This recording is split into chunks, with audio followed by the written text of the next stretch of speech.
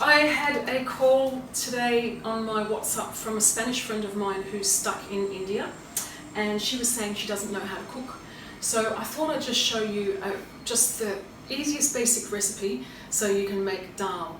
So dal, which is red lentils with rice, is considered to be a complete protein.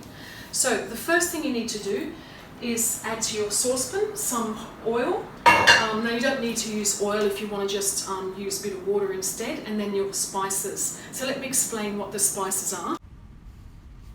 So today we're going to use these digestive spices. These really form the basics of what you can add to a dal or any kind of Indian style of dish.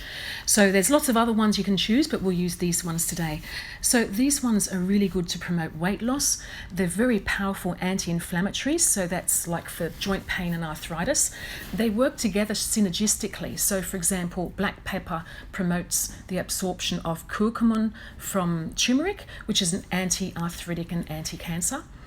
They're also very highly effective antimicrobials and antifungals, and they help to reduce cholesterol. So the next important thing is how much of your spices to use. So when it comes to the powder spices, it's going to vary. Like I'm going to make enough here for 4 people, easily for 4 people.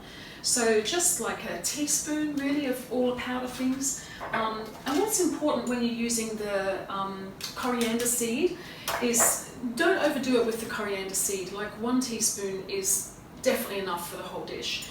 But with things like the cumin, you could maybe have about 3 big teaspoons, something like that. But again, that's something you're going to change according to taste.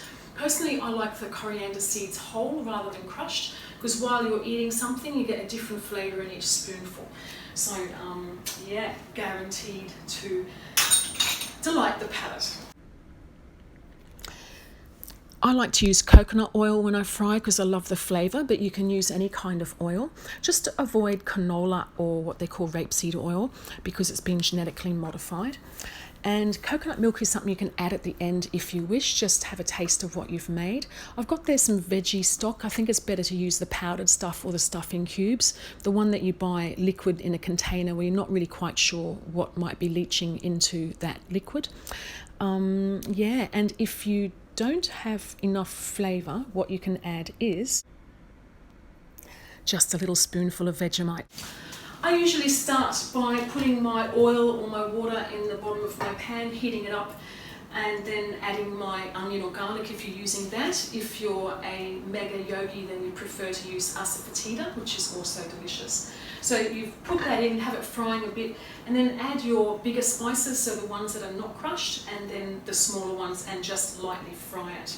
So that's how you get things started.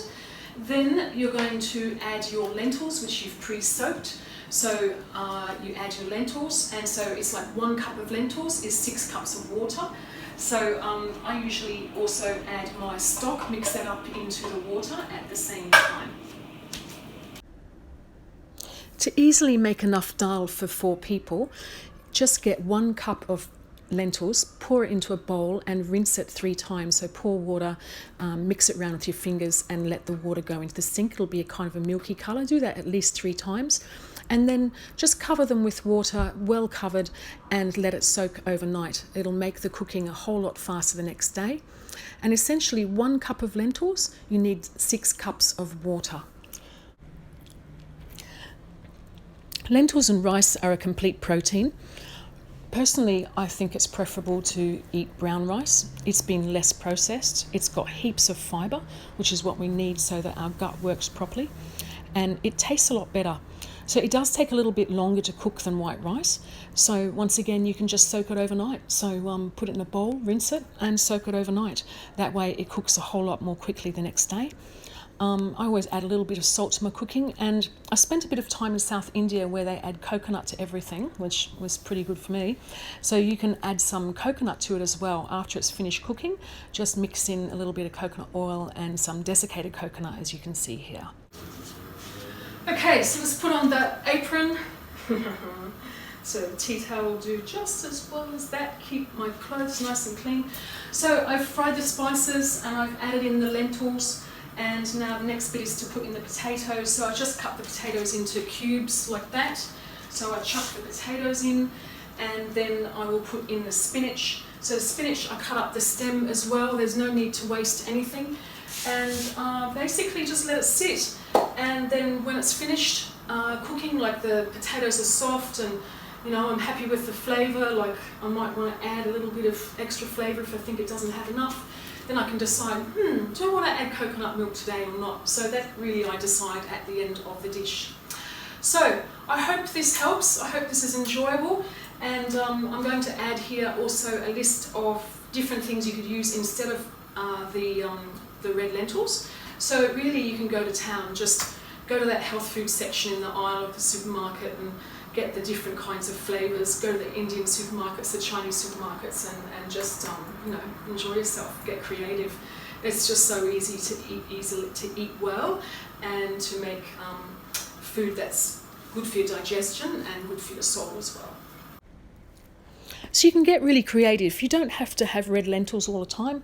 You can see here I've got split peas, red beans, mung beans, which are really delicious, and French lentils. So any of these. And the trick is, again, generally speaking, like 1 cup of whatever it is with 6 cups of water, a bit more with the split peas unless you want it to be very thick.